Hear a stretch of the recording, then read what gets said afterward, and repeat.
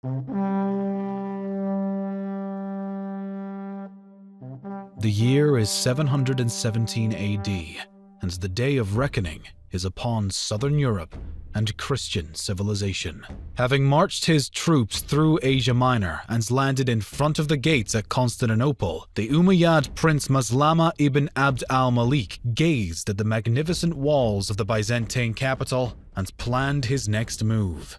The time of invasion seemed fortunate. The Byzantine Empire was in a state of constant infighting. From 711 to 717, 3 emperors rose to the throne and were subsequently deposed. The sectarian clashes sowed disunity amongst its people. The empire had to contend with the rising power of the Bulgarian Khanate to the north, while fighting off constant Arab raids in Anatolia. It seems that the last flicker of ancient Rome would finally be snuffed out, and that the crescent would eclipse the cross. But it was not to be, because from the same walls Prince Maslama gazed upon, someone was looking back at him without fear, confident in the thought that if all do their duty, they would live up to the fame of their predecessors.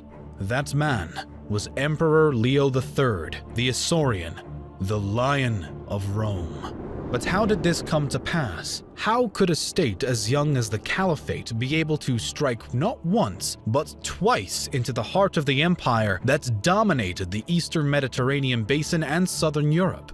To answer this question, we need to journey 80 years back to the reign of Emperor Heraclius. His reign was marked by devastating wars with the Sassanid Empire to the east. Having overrun Syria, Palestine, Egypt, and Anatolia, the might of the Persian army was finally broken by the failed siege of Constantinople.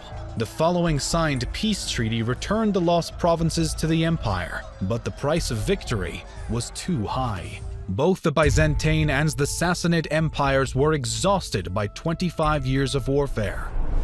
While the greatest war of the early Middle Ages was being fought, something was brewing in the lands of Arabia, a storm that neither of them saw coming. That storm was the Muslim invasion. Having united the various Arab tribes, the Prophet Muhammad, by the time of his death in 662 AD, left a strong state united by religion with a single, clear purpose: to spread the word of Islam, a task his successors, called the Caliphs, certainly succeeded in. The Sassanid Empire fell within 2 decades, being exhausted from the previous war with the Byzantines and infighting that followed. The Byzantine Empire lost its most valuable provinces, Syria and Palestine, where most of the empire's revenues were coming from. Egypt and Africa, the provinces which were the breadbasket of the empire, while Anatolia was being raided almost constantly. However, having repelled the Arab siege of Constantinople in 678, the empire survived. After the siege, the hostilities de-escalated, but never truly ceased, as Arabs made annual raids into the remaining Byzantine territories. All this would change in 715 AD with Caliph Sulayman ibn Abd al-Malik and his coming to power. Continuing the expansionist policies of his predecessors, Sulayman took up the conquest of Constantinople as his main objective. Emboldened by the prophecy that the conqueror of Constantinople would carry the name of a prophet, for example, Solomon, the Caliph made enormous preparations for the upcoming campaign. Various sources estimate the strength of the Arab host from about 80,000 to 120,000 soldiers and 1,200 to 1,800 ships. Preparations of this magnitude did not go unnoticed.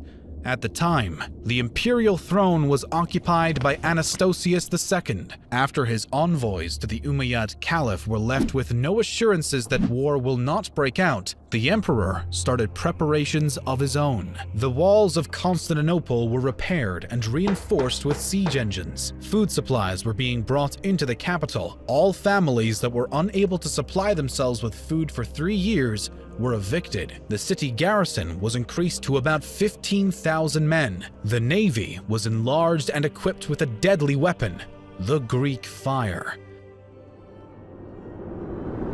Anastasius II was deposed in 715, and the emperor who succeeded him, Theodosius III, signed a treaty with the Bulgarian Khan Tervel, which obliged the latter to come to the empire's aid during the siege that was about to take place. As the Bulgars were traditionally hostile to the empire, one can only guess what the motives of the Bulgarian Khan were to accept the treaty. Although he was pagan, some historians argue that he was secretly baptized. According to others, however, he was simply acknowledging the reality of the situation, being much more comfortable with the enemy he knew instead of a new one with a different faith.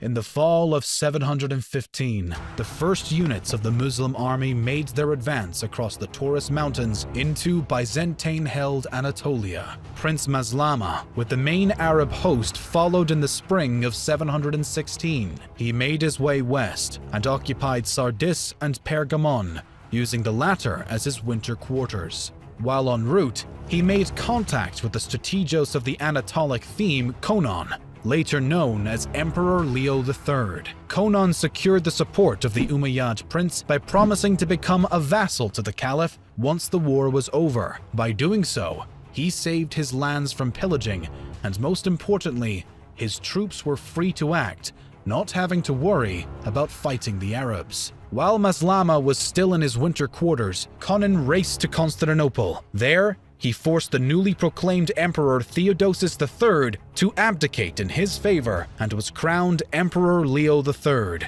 Leo had no intention of honoring his promise to Prince Maslama and started preparing to fight the Arabs. Prince Maslama moved on to Constantinople in early summer of 717. He marched his way north up the Anatolian coast and crossed into Europe via the Dardanelles. His fleet followed closely.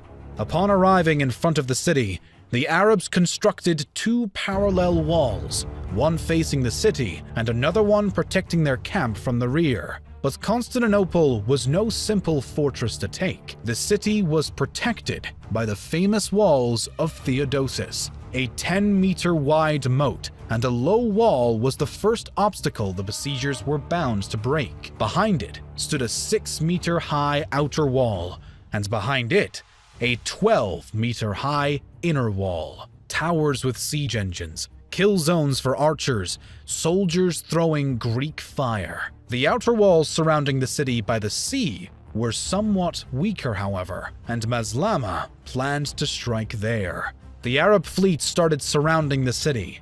However, the sheer size of it worked against the Arabs. The communication was slow, and the sailors were unaccustomed to the local weather, while the Byzantine navy was a small but highly trained force, capable of striking hard and fast, and was equipped with a terrifying weapon: the Greek fire. The composition of this chemical is still highly debated, although it was probably made by mixing naphtha, quicklime, and sulfur. The substance burned on water and was thus perfect for naval warfare. As the Arab fleet moved into position to blockade the city, a small squad of about 20 ships was carried away from the remainder of the fleet by very strong winds.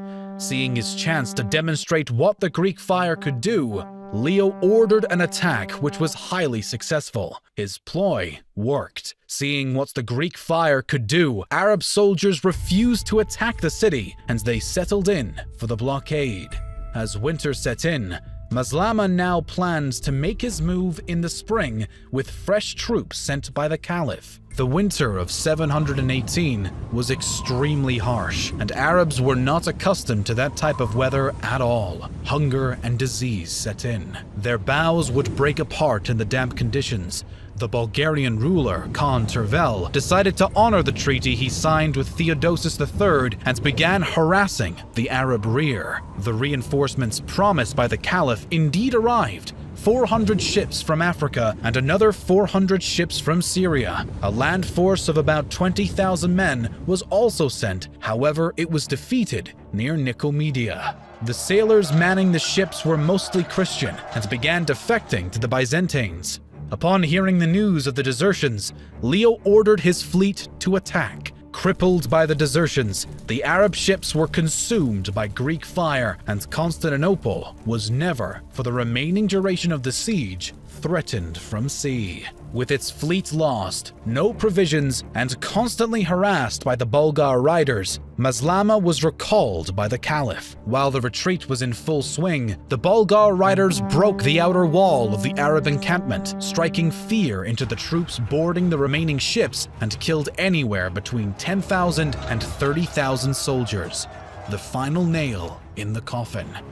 A glorious victory for the Byzantines. Its repercussions were felt far and wide. Constantinople was never going to be threatened by Arabs again. The reigning Umayyad dynasty of the Caliphate expended much of their resources and would be deposed by the Abbasids some 30 years later.